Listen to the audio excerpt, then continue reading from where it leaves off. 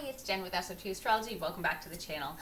Today is our fourth installment of our true crime series, The Astrology of a Serial Killer, and today our victim is Richard Ramirez, the Night Stalker.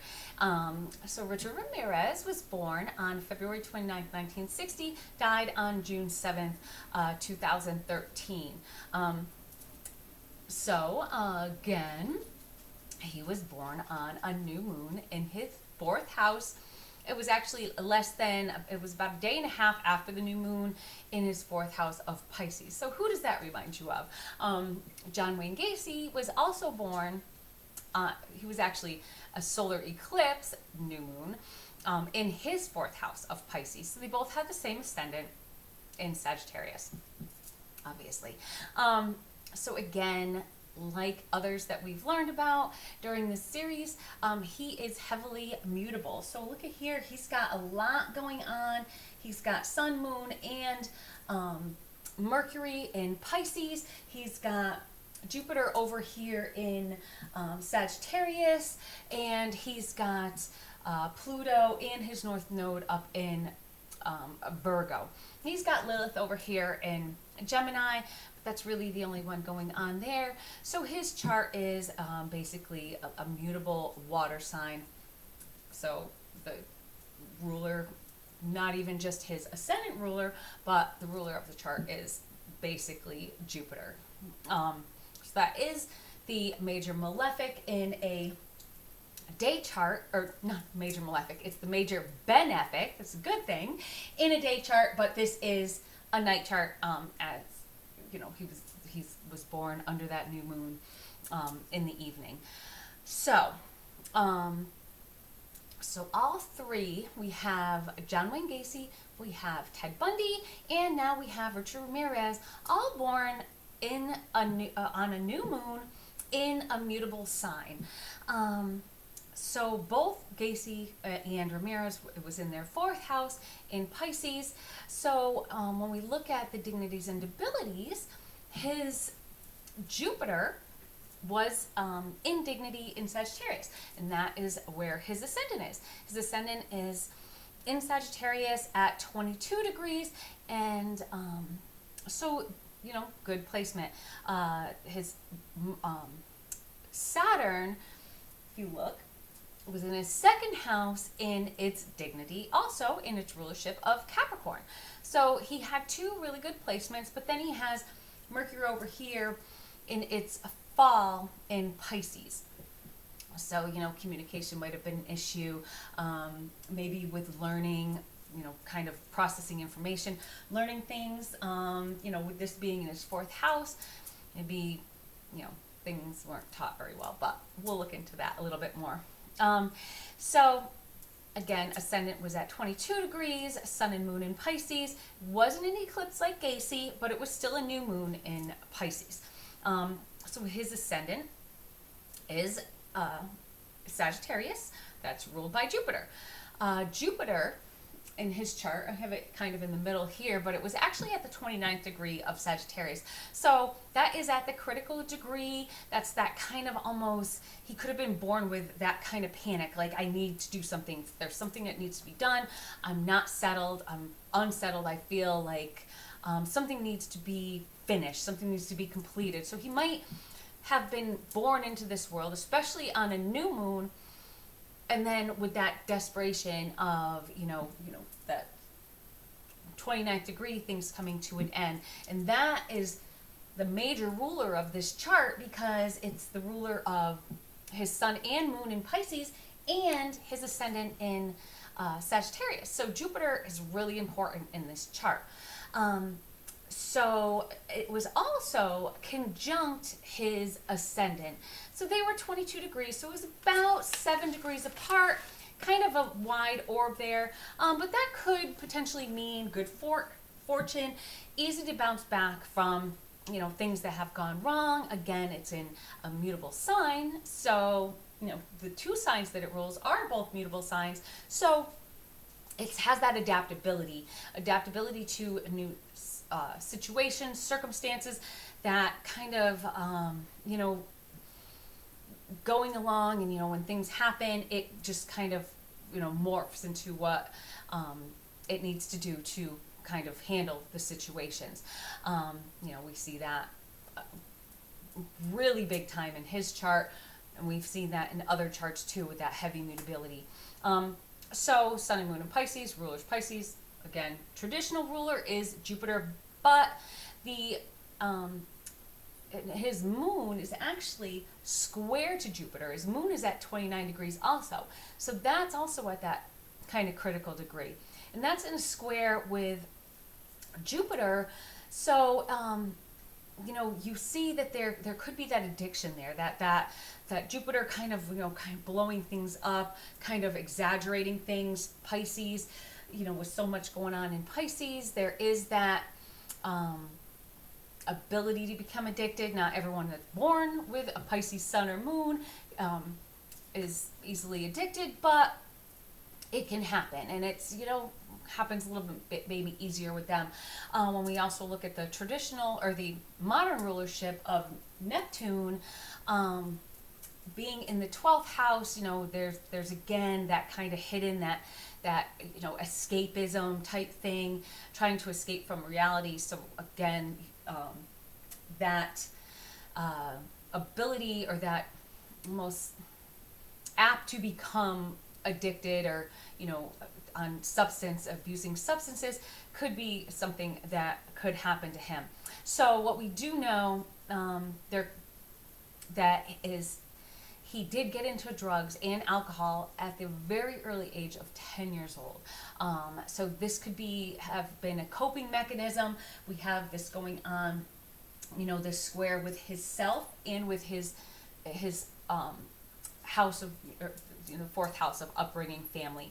So, the things that happen in this fourth house could have been amplified by this Jupiter that then, kind of caused that addiction with the modern ruler being in the 12th house and being Neptune, kind of those blurred boundaries there. So looking into the family, we will look at the parents first. I could not find very much on the mother. Mother is ruled by the 10th house. That was Virgo. We have Virgo in its debility in the 4th house. Again, I couldn't really find much on her, so I can't really use that, but I don't think his mother really played a very good role in his life, or a really major role in his life. Maybe she didn't protect him from his father. I'm not sure. So anyway, I couldn't find much information on her. So then we look at the father. So the father is ruled, again, by the ruler, the father is represented by the 4th house. 4th house, again, Pisces. So what rules Pisces is Jupiter. So, and that is in his 1st house. So shows that his father really kind of formed who he became and how he faced the world. So the influence of his father in his 1st house really influenced and made him kind of become who he became. Unfortunately, it is square with his sun and moon, that Jupiter, so the influence wasn't very good. Things that he learned, we have Mercury in there, things that he learned from his father, maybe behaviors and that type of thing, were negative. We have Mercury and things that he learned growing up in his 4th house. In its stability, its fall actually kind of means that, maybe the things that he was taught and learned in his upbringing caused negative consequences as he grew up. So we also have the ruler, the modern ruler of his, who his father was in that 12th house, being Neptune, and that is in Scorpio. That can show betrayal, that could show inner struggles. It's also in a square with his Mars and Venus down here in his 3rd house, so affected kind of the way he could relate to others. And it's also square to Uranus up there in the 9th house. So it affected, and of course that's ruled by the sun, so you can see how that's kind of, all kind of blends together. So the things that he learned from his father growing up really put a negative aspect, really changed. Uranus changed the things that he was taught, changed who he was. He was things were negative, pretty much. So what we do know about his father is his father was really a violent person. He beat Ramirez, knocking him unconscious often, and perhaps even being the cause of brain damage. The father was alcoholic. We see that again in Pisces. Again, I'm not saying anyone who's a Pisces out there are going to become an alcoholic, but they are that easily more addictive sign. And also the modern ruler being up here in the 12th house, that shows addictions, escapism, kind of that blurred lines. And of course there were obviously blurred lines about his parenting skills, as he would beat his own son. And again, he knocked him before the age of 6. He had knocked him unconscious so many times that he almost died. It's on multiple occasions. So a lot of trauma right there. So we also look at his nodes. So we have his north node up here in his 10th house of Virgo. We have the south node in his 4th house. It's obviously complete opposite. South node is opposite the north node. That's in his 4th node, in his 4th house. Shows weaknesses. Weakness may be caused by the home and family. Things that he falls back on. Things, so he could fall back and be pulled back into that violent upbringing, that violent behavior, because that's what he was taught. So instead of really kind of getting out of it and going for that north node, he keeps falling back into those bad patterns that he was taught as a child, with that south node. And even the north node in Virgo, you think Virgo, even in tarot, it's represented by the hermit. So he can be really detached from reality, from others. So he doesn't really have a lot of close relationships with other people. And he might really need and have that desire to feel alive and to just, do what, maybe bad things in order to feel alive. So next, let's look at his house of siblings, close people that are close to him. So he has Aquarius here. So ruler of Aquarius is Saturn, and the modern rulership is Uranus. So Uranus is in his 9th house. Learned and things that he was things that he was taught. Kind of in an older age, but then he has the Saturn here in his 2nd house, and remember, we said that was in its rulership in Capricorn, so it could have been a kind of a good aspect, but we have that nowadays modern rulership that is actually in opposition to his Mars and Venus here in his 3rd house. So things that he was taught by those in his 3rd house, his cousins, his siblings, the people that were closest to him, really kind of changed who he was, because it caused him to kind of have a mindset that was different from others, because of that Uranus being up there in his, in his 9th house of learning. That is also in Leo. That is his, the things that drives him. That's ruled by the sun. So it all kind of comes together. So we have Saturn also making a semi-square. And we haven't really talked about semi-squares. They're kind of a minor aspect, but that could be challenging. And it is actually in a semi-square with his moon. That's in a 45-degree angle. Could be challenging, and with it being with his moon, like his needs and wants, like they just aren't normal. We have, they might, again, the things, that has a challenging, like that stimulating energy. We put it all together. The things that taught him, stimulated him, and created these needs and desires in him, that kind of forced him to just do the things that he ended up doing. So what I have learned about siblings and the sibling influences, and even so first he had moved out of his house and moved in with his sister and her husband. I wouldn't blame him, trying to get away maybe from that super abusive father of his. So he moved in with them. But the sister's husband ended up being a peeping Tom, and he taught him how to do that. So you see that learned behavior, the things that he learned here is what changed him as a person. So he was at that young age, his third house, learning new things.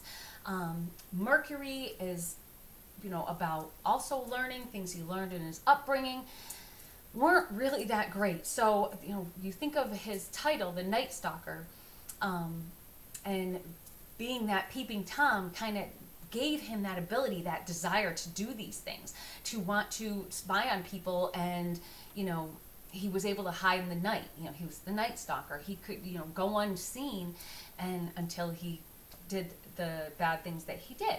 So then his other major influence as a young boy was his cousin. Now, this was a close cousin that he had that had actually come back from the war, and he had a lot of pictures of these horrible things that he did. I guess he had raped and killed women in the war. He decapitated them, and he showed Ramirez these pictures.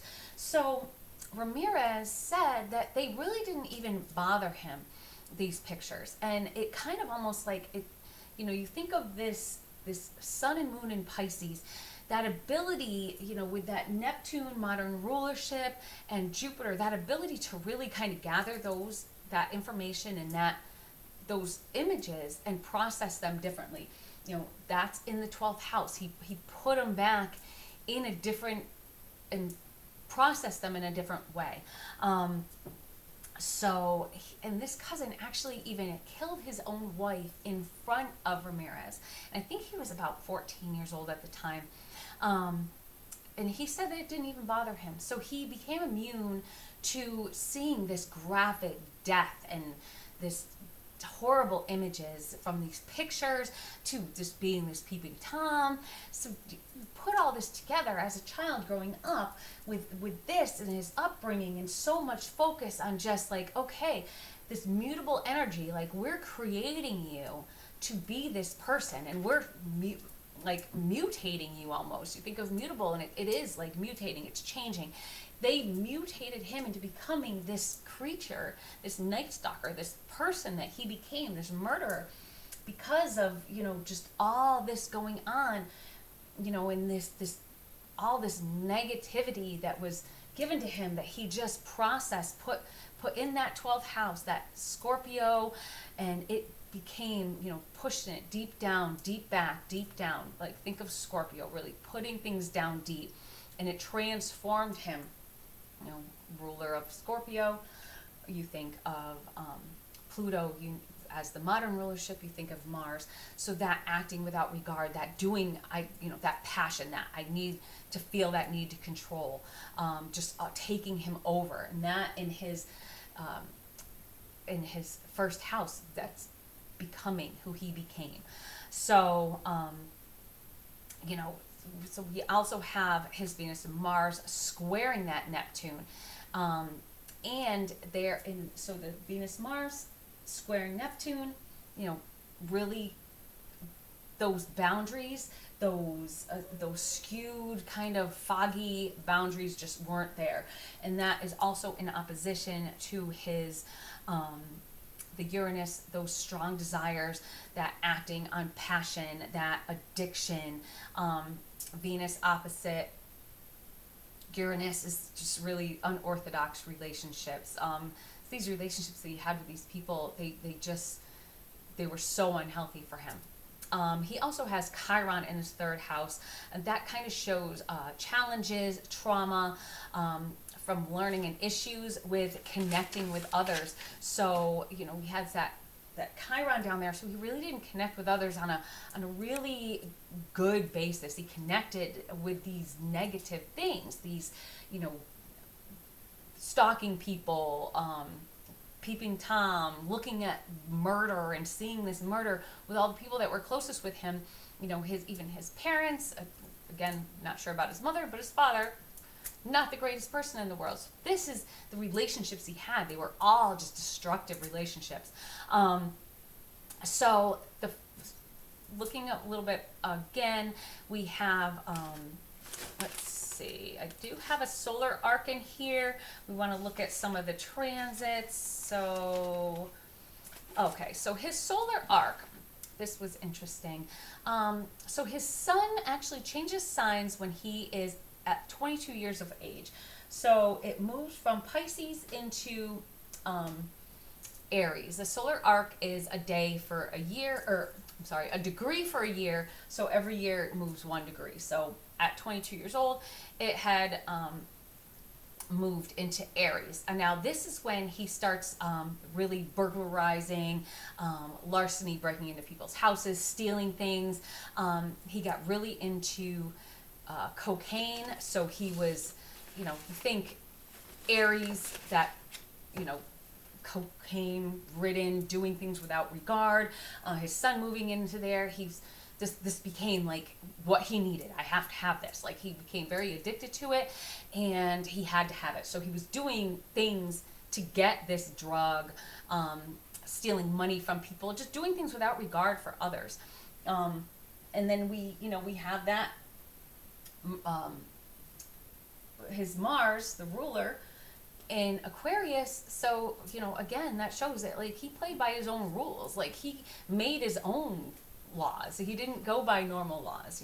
When you think of, though, that Aquarian kind of, they want things to be a certain way, and so he's doing things without regard. Like, this is what I need to do, this is what I'm gonna do, and I'm stealing money because I need to do drugs. So so that was the solar arc there, because that kind of kicked everything off. That just this kind of like going from to the bad side, to start thieving, and then it just goes downhill from there. His first murder was on April 10th, 1984. He was 24 years old. Transits at that time, Jupiter was transiting and was in conjunct with his natal Saturn. So that shows a lot of restlessness. He had that restless, like, I have to, Jupiter just blows things up. Saturn, tries to put a stop to it. Saturn tries to be that wall, but that Jupiter, and Jupiter being a ruler of his chart, really is trying to push through. We have a Saturn in a transit that same time, sextiling his natal Saturn. So sextiles are usually a good aspect, but in this chart, it's really, when you see the way he kind of used it, when you have this aspect, it can show that you've really reached the understanding of who you are and who you're destined to be. So really, he became what he became, that restlessness, that Jupiter, I'm going to be this murderer, this is what I am, this is what I'm destined to be. So you look at these two aspects at the time of the first murder, just made him into who he was. So, and this was also the time that he was dubbed the Night Stalker. So that's who he was destined to be. He got that connotation. Jupiter in his first house, just really kind of shows like he was going to become something, he was going to become known for something, and he sure did. It'll go down in history, unfortunately, because of all the people that he murdered, because of all this that you see of his upbringing. And so then we have his capture in 1985. That was on August 30th. So on that day, the sun, the transiting sun, was in opposition with his natal sun. That shows tension, that shows conflict. It was also the day after a full moon. And that full moon was in what sign? It was in Pisces. Same as the new moon that he was born under. So really, a full moon is that culmination of the new moon. So that moon phase really just came to a head. So he became what he was destined to be, and then it stopped.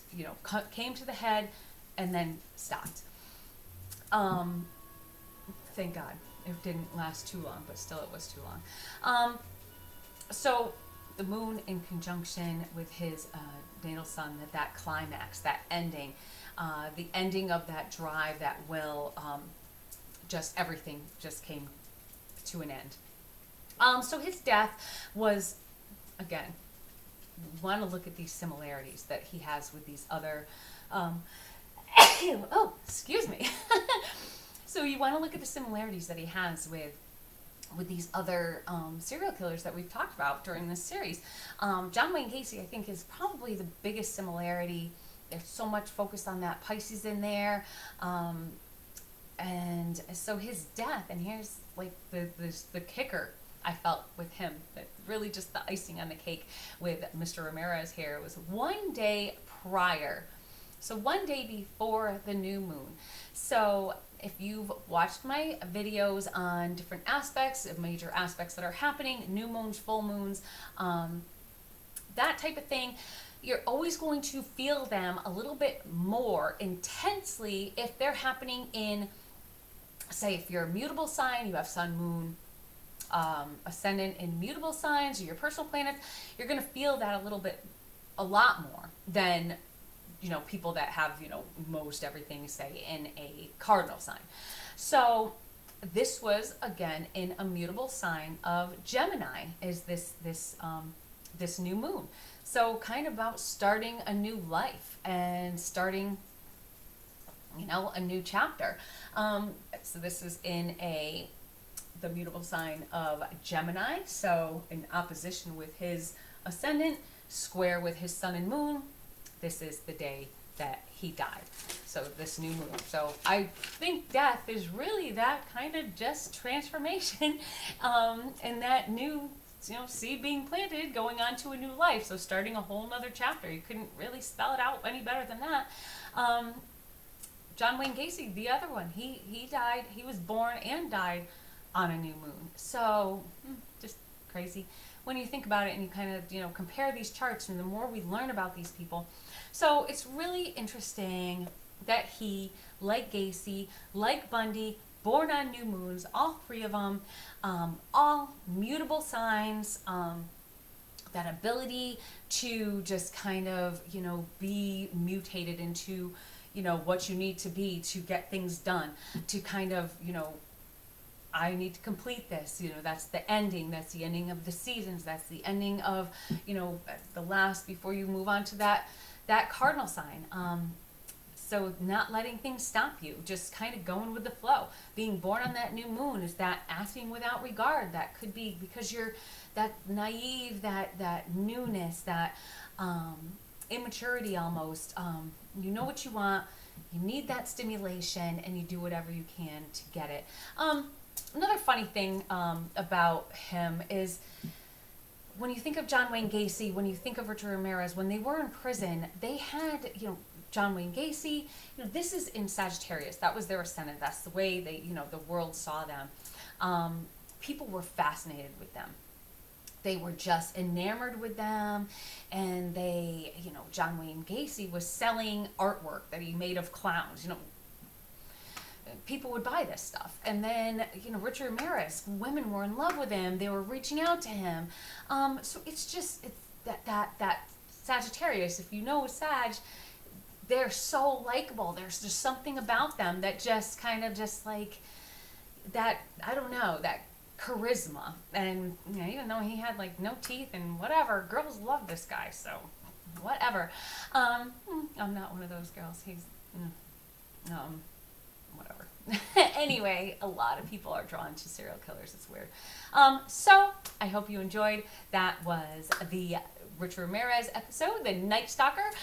Be sure to subscribe, and we do have some others coming up. If you have anyone you'd like to suggest, please put it in the comments, and I will try and get to it. I do have a couple more on the list, so make sure, again, subscribe, hit the like button, and hit the notification bell to get notified of future videos coming up, and I will see you soon. Bye-bye.